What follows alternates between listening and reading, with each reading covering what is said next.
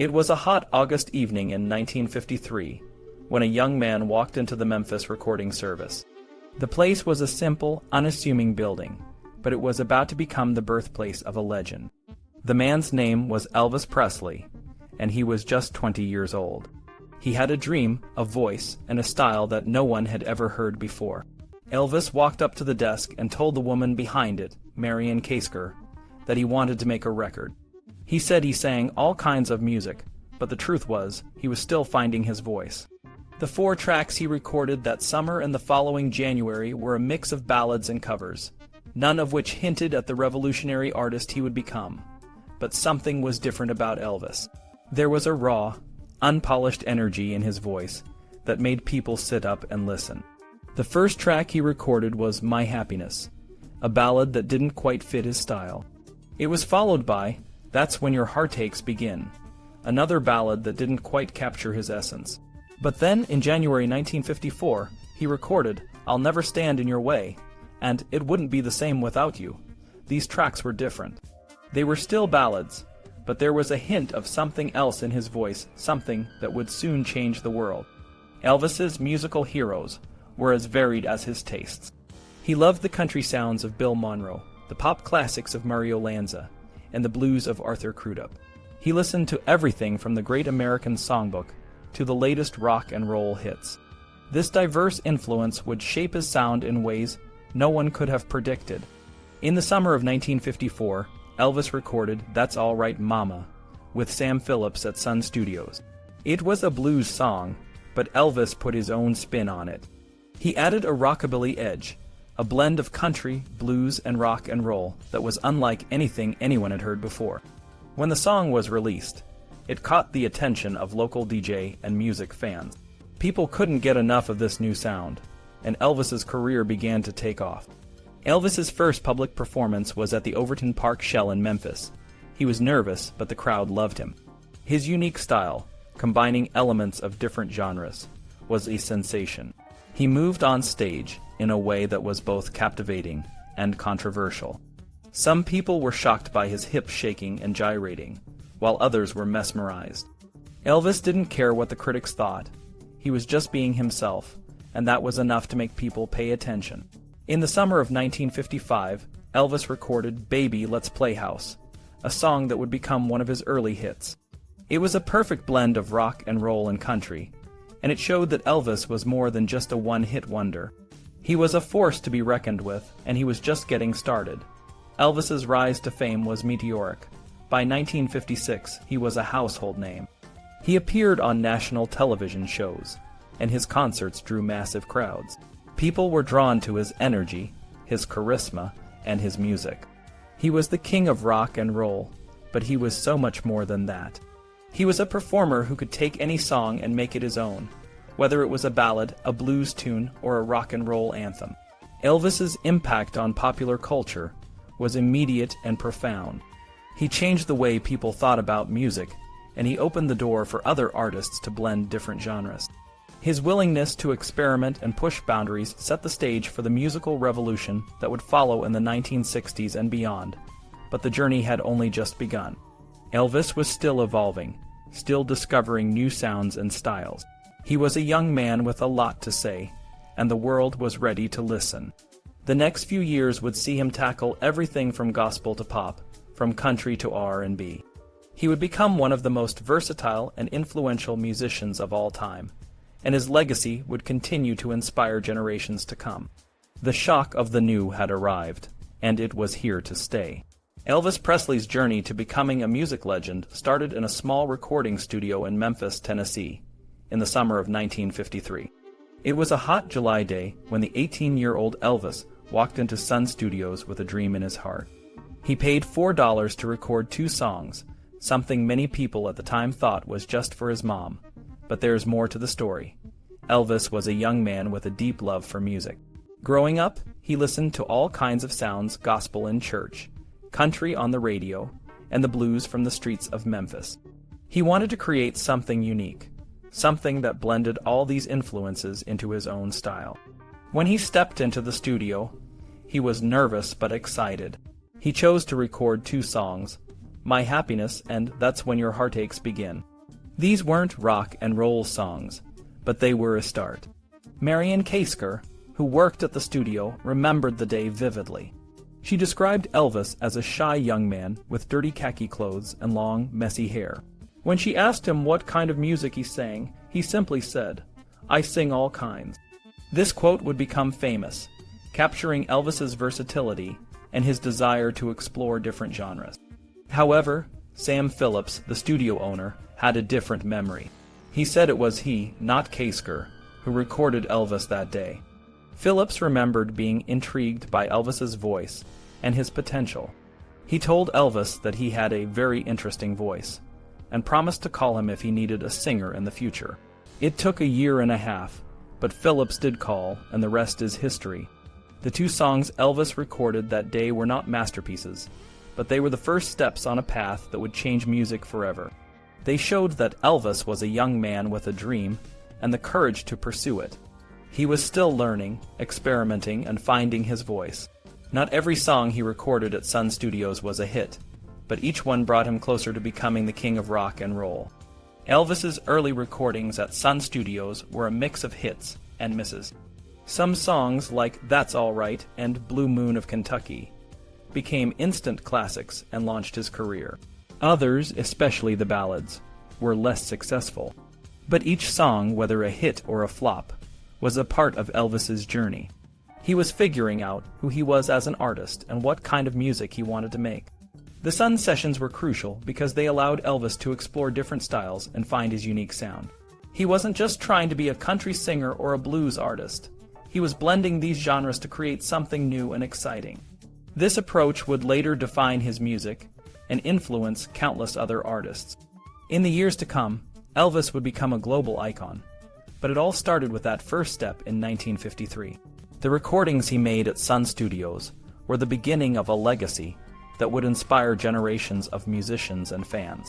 They showed that even the greatest artists start somewhere, and that every journey begins with a single step. Elvis's journey to becoming the king of rock and roll didn't start with a grand entrance.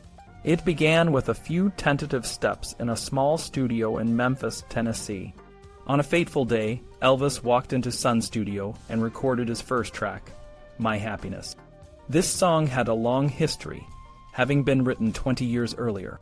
The version Elvis sang was first recorded around 1948, but it's a song that defies genre labels. Over the years, it's been covered by both country singers and artists from the Great American Songbook. It's a unique blend, and Elvis's version is no exception. His simple guitar accompaniment feels country, but his smooth, crooning vocal style is more like a classic ballad. Elvis claimed his version was inspired by the Ink Spots, but there's no record of them ever recording it. Many people romanticize Elvis's early recordings, describing his voice as fully formed and uniquely powerful. However, that's not quite accurate. His performance on My Happiness is actually quite tentative. It's not the voice of a future superstar, but rather a young man just finding his way. Despite this, there are interesting touches, like a slight change to the melody when he sings, "Any Place on Earth Will Do." This version is more historically significant than artistically groundbreaking. The second song Elvis recorded that day was That's When Your Heartaches Begin. This song is a bit of a mixed bag. Elvis's attempt to mimic the Ink Spots classic recording is charmingly naive at times, but it also has moments that are unintentionally amusing. For example, his affected voice on the line, "Love is a thing you never can share," is both endearing and a bit off-putting. The song ends abruptly, as if Elvis ran out of time to finish it. Despite the rough edges, Elvis revisited this song a few more times over the years, suggesting he had a soft spot for it. A few months later, in January 1954, Elvis returned to the studio to make a second record. This time, he chose two songs that are now all but forgotten, I'll Never Stand in Your Way, and It Wouldn't Be the Same Without You. These tracks are in a similar style to his first recordings. I'll Never Stand in Your Way has a better vocal performance, with Elvis modeling his voice on Joni James, though the effect is quite different due to his basic guitar accompaniment. It Wouldn't Be the Same Without You is a country song by the Numbers, with Elvis's more passionate singing in the bridge section being the only standout moment. Elvis hoped these new recordings would catch the attention of Sun Studios owner, Sam Phillips, and land him a recording contract.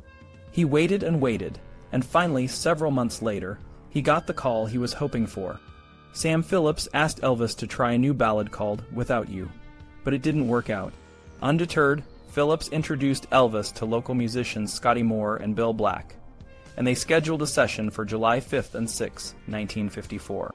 When Elvis, Scotty, and Bill entered the studio, they started with a couple of ballads.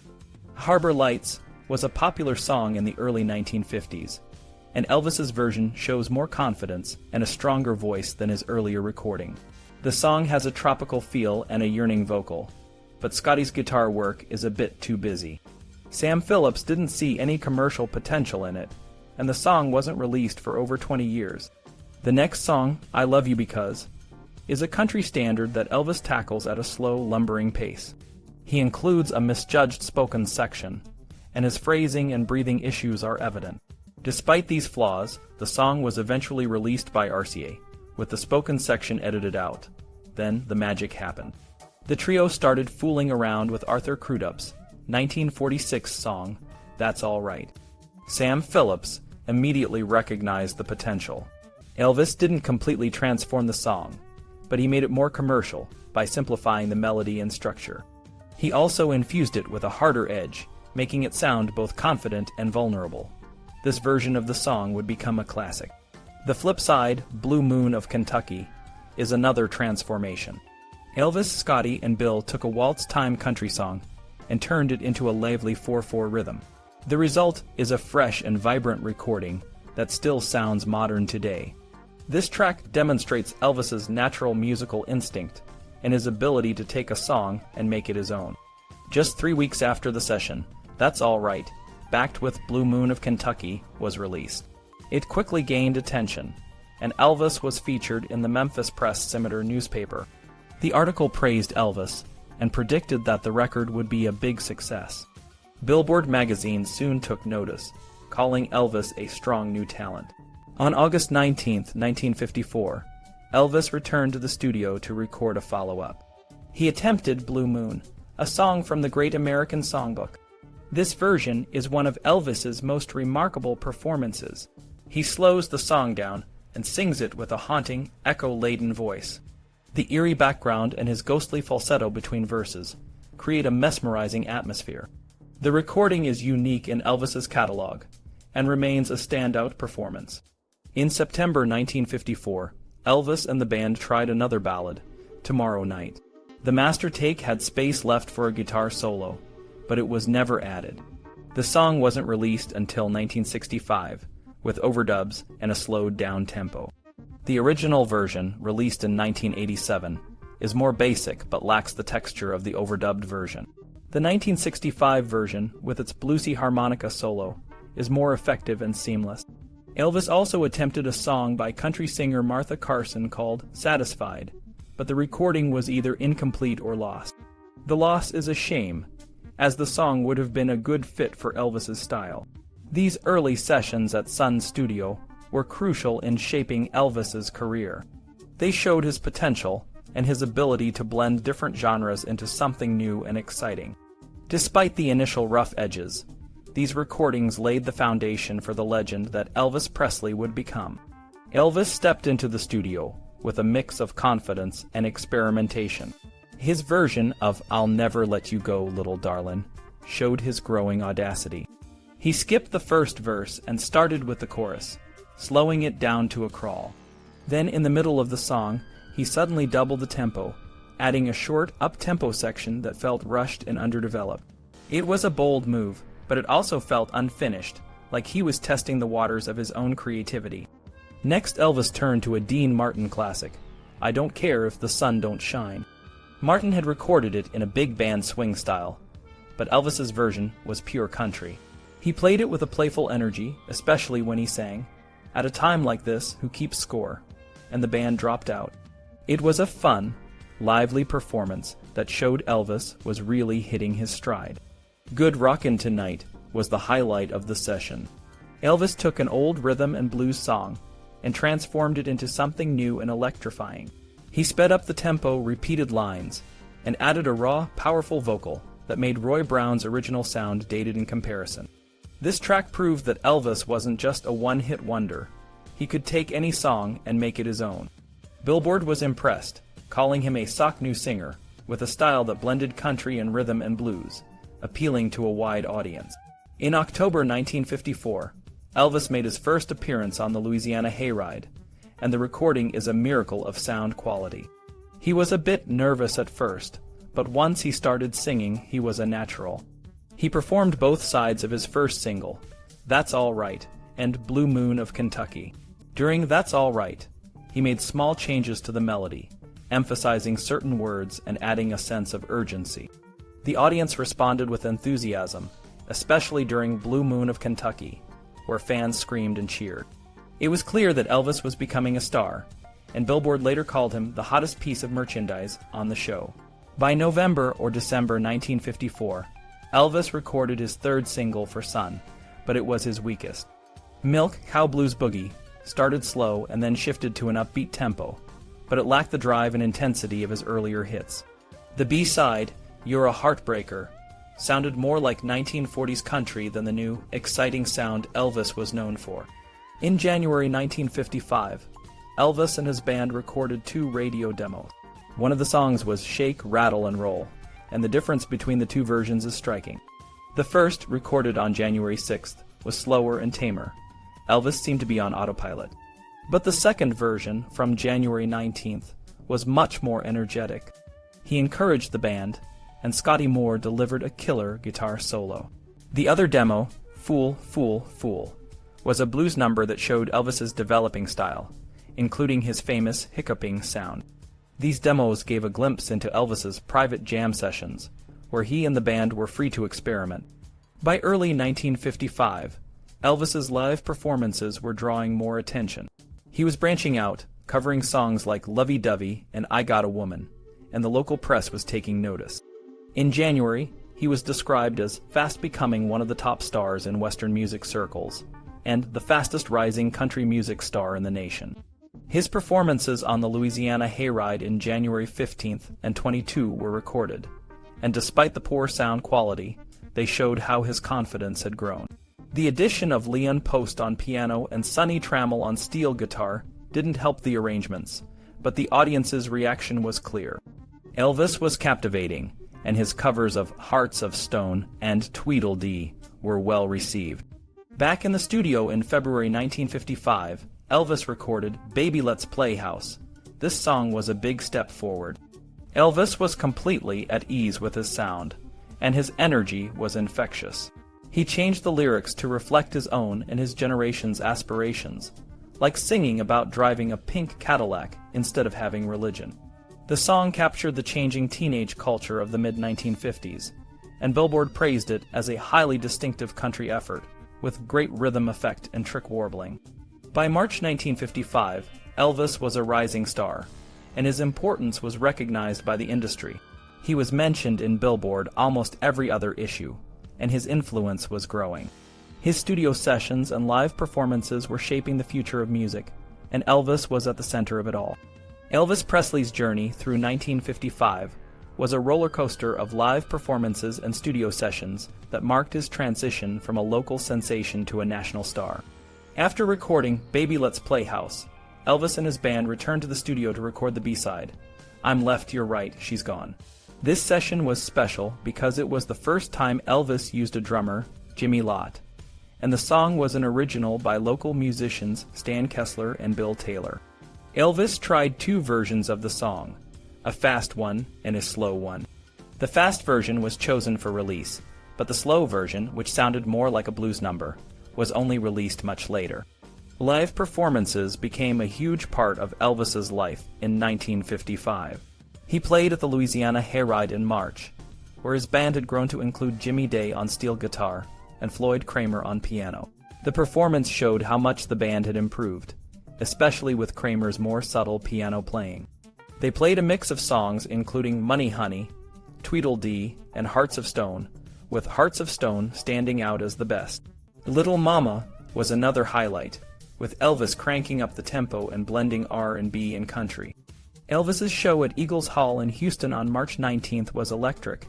He was in great form and the audience loved it.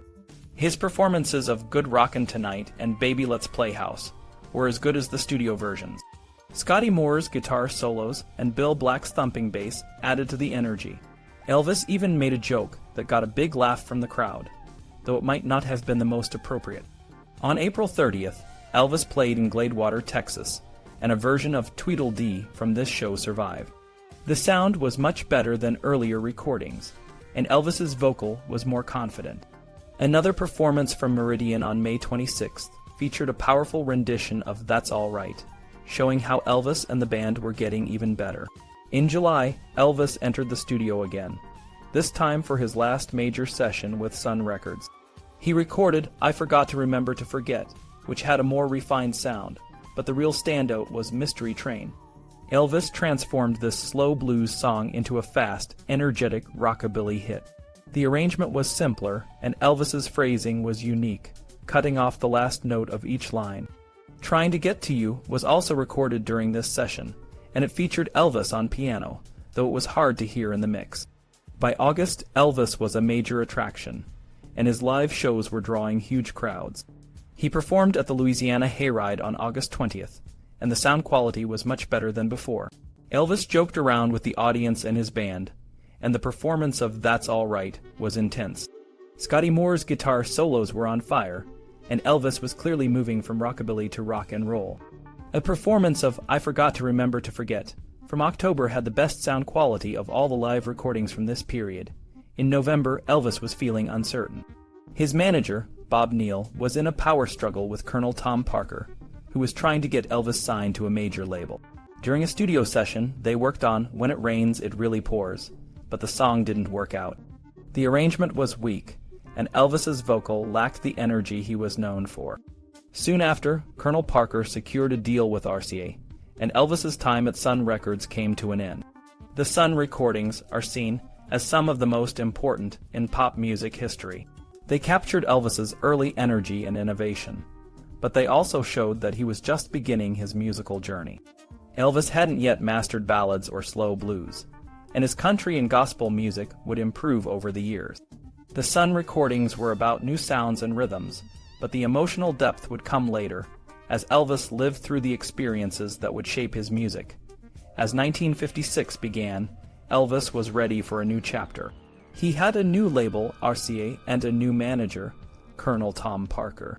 His first session with RCA in January included I Got a Woman, a song he had been performing for a year. The recording was confident, even with the added musicians. Elvis's career was about to take off, and the world was about to see just how much he had to offer.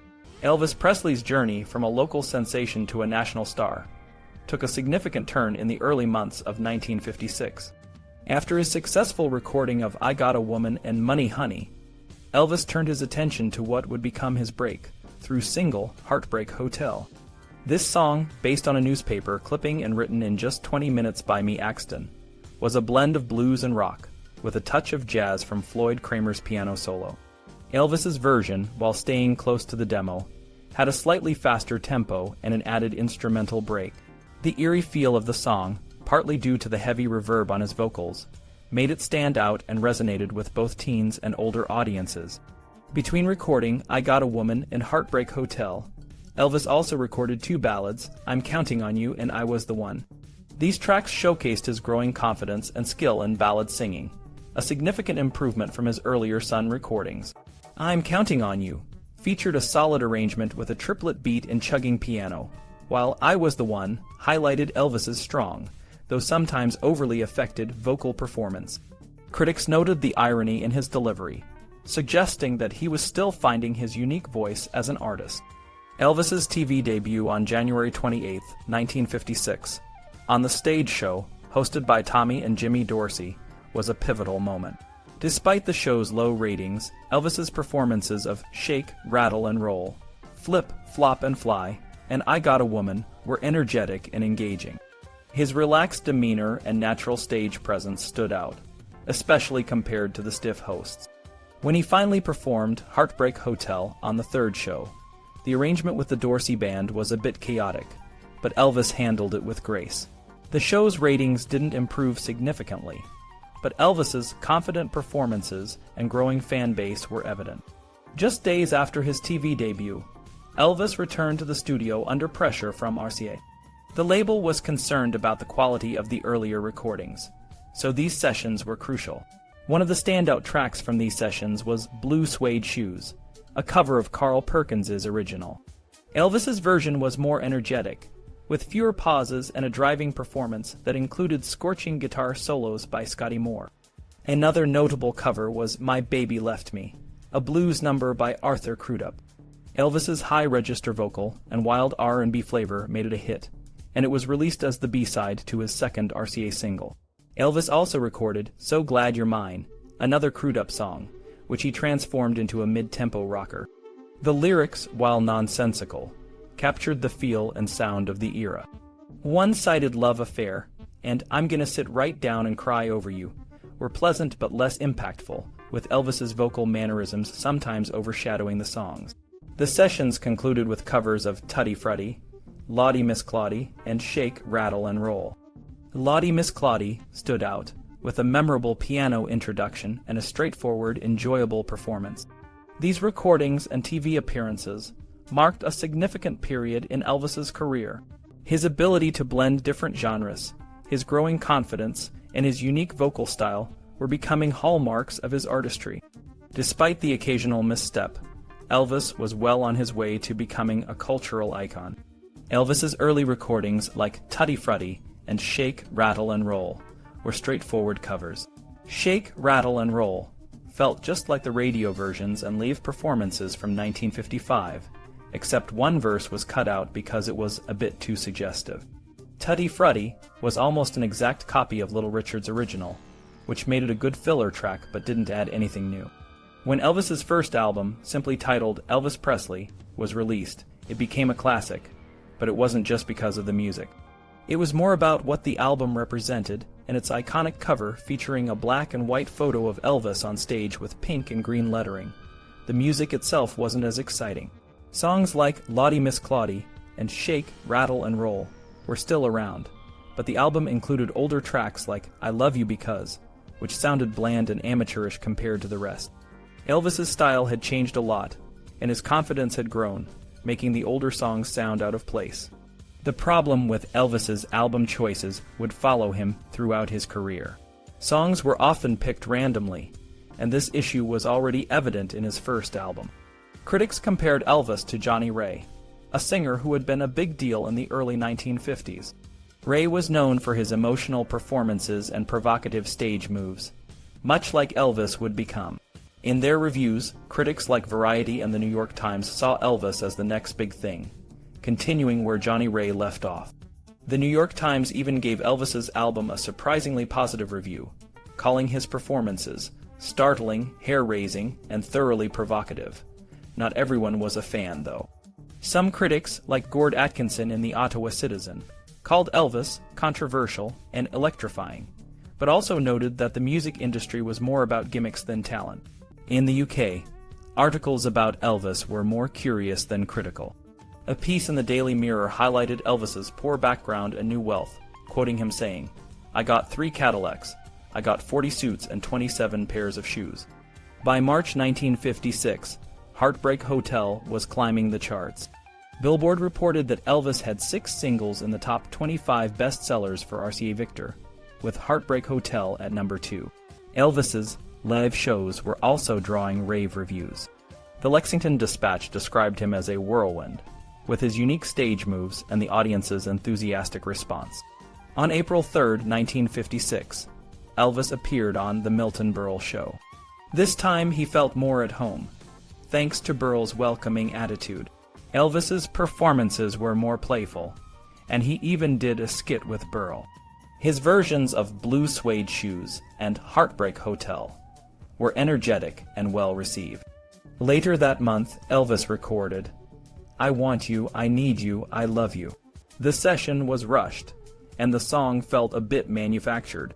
Despite this, it was still a hit, thanks to the 400,000 pre-orders reported by Variety. Even Billboard, usually positive, noted its coin-pulling charm. In May, Elvis had a 2-week engagement in Las Vegas, but it didn't go well. The more sophisticated Vegas audience didn't connect with his style, and he was quickly replaced. However, the recordings from his final performance in Vegas are some of the clearest from that period, showing a more restrained but still spirited Elvis. On May 16, 1956, Elvis performed in Little Rock, Arkansas. The show was recorded by a local DJ, and later released officially. The sound quality might be a bit harsh, but it captures the raw energy of Elvis's live performances. Songs like Blue Suede Shoes and I Got a Woman were electrifying, and Elvis's confidence was growing. The local newspaper, the Arkansas Gazette, reported the show as auditorium pandemonium, focusing more on the chaos and audience reaction than the music itself. Just a week later, Elvis's show in Kansas was interrupted when hundreds of teenagers rushed the stage, causing a commotion. Despite the chaos, Elvis took it in stride, saying, "Shucks, they were only tearing my clothes, I didn't mind a bit." This kind of excitement and audience interaction would become a hallmark of Elvis's performances throughout his career. Elvis Presley's TV performances in 1956 marked a turning point in his career and in the cultural landscape of America. When Elvis first appeared on The Milton Berle Show, he was just another young performer trying to make a name for himself. But his second appearance on June 5, 1956, changed everything. During this show, Elvis performed Hound Dog in a way that shocked many viewers. He stopped the band, slowed the song down, and performed a series of suggestive movements that became the talk of the nation. At the time, television was still a relatively new medium, and families were just getting used to having strangers in their living room. Television was supposed to bring families together, but it also raised concerns about what kind of content was appropriate for family viewing. Elvis's performance on The Milton Berle Show was seen by many as a breach of this trust. Critics like Jack Good from the New York Times were quick to condemn Elvis, comparing his dance moves to those of a female stripper and accusing him of being vulgar and distasteful. Good's criticism was not just about Elvis. It was also a reflection of the broader anxiety around television and its impact on American families. Many parents worried that their children were being exposed to things that were not suitable for their age. Elvis became a symbol of this fear, and his performances were seen as a threat to the moral fabric of society. Despite the criticism, Elvis's popularity only grew. His music and performances continued to attract huge crowds, and his influence on popular culture was undeniable. However, the focus on his image and the spectacle of his performances often overshadowed his musical talent. Even as early as 1956, reports and reviews tended to focus more on how Elvis looked, what he wore, and how the audience reacted, rather than on the quality of his music. Elvis's manager, Colonel Tom Parker, was quick to capitalize on this phenomenon. He saw the opportunity to turn Elvis into a commodity, selling merchandise and creating a brand around the Elvis experience. This focus on the commercial aspect of Elvis's career continued throughout his life, and even after his death, the image of Elvis as a cultural icon has remained more prominent than his contributions as a musician. In the end, Elvis's legacy is complex. He was a groundbreaking artist who helped shape the sound of rock and roll, but he was also a product of the media and the cultural anxieties of his time. His performances on television in 1956 not only defined his career, but also reflected the changing dynamics of entertainment and the role of television in American homes.